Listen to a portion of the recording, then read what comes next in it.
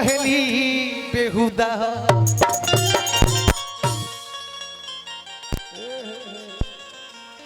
अरे कि नजरिए हया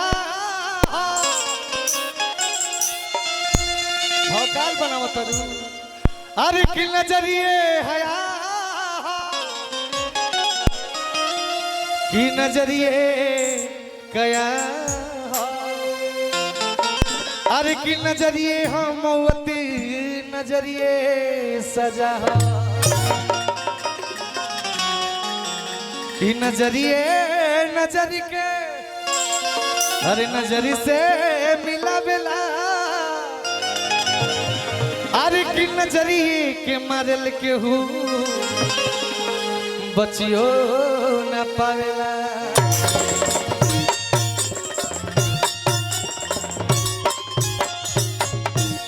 पूरा हमार कैमरा वाले भैया लोग मीडिया से जो भी भैया लोग आयल बनी सबके दिल से प्रणाम बा। सब लोग आशीर्वाद अपने शनि पर बनाए रखिएगा, यही निवेदन है। काल गिलबा की वीरों की धरती जवानों का देश बागी बलिया उत्तर प्रदेश। ये धरती वीरों की धरती है। ये धरती वीर मंगल पांडे जी के धरती है। ये धरती चित्तू पांडे जी के धरती है।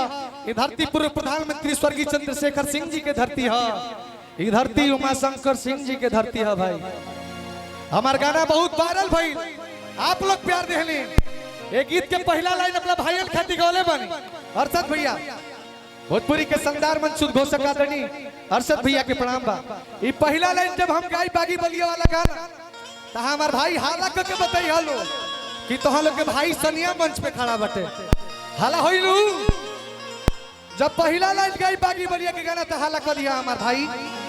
भैया थोड़ा मॉनिटर में बढ़ाइए ना, इसको वोकल को बढ़ाते रहिए भैया। हेलो आइए पहला लाइन रौड़ा लोग खाली समर्पित बा अपना रंगदार भाईयन खाती।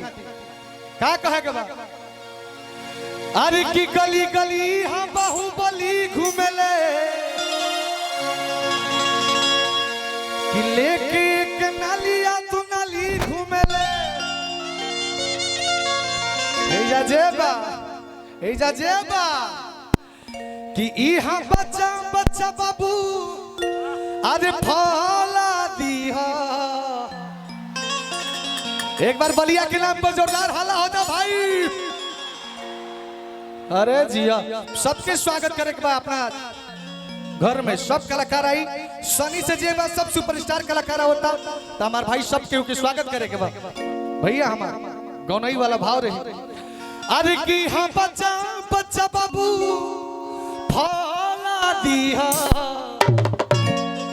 कारादल भैया कि सब जिला सब जिला खाली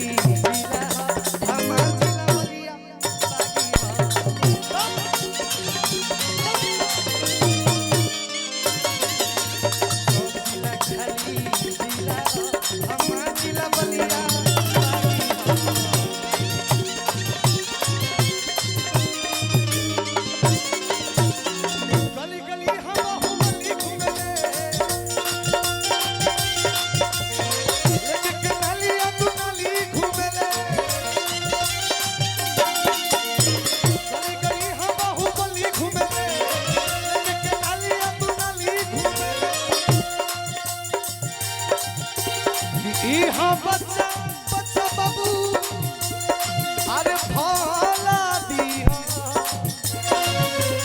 सब जिला खाली जिला हो हम बलिया।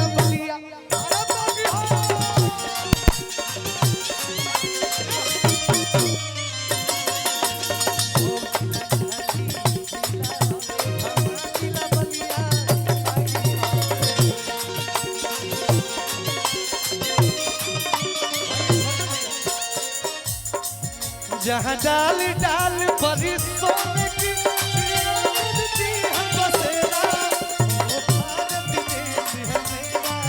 वो भारत देश है मेरा।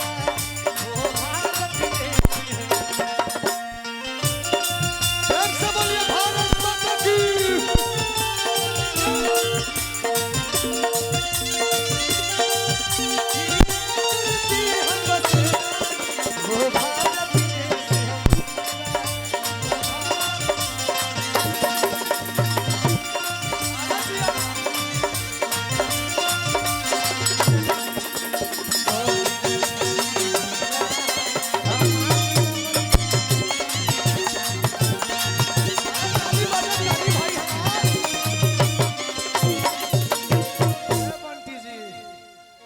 आपका घर किस जिला में पड़ेगा?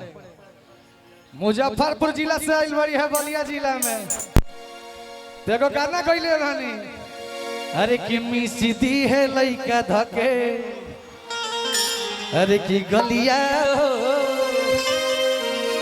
अरे कि मिसीदी है लइका धके, अरे कि गलिया, अरे कि ये दादा हम ना जाई बलिया।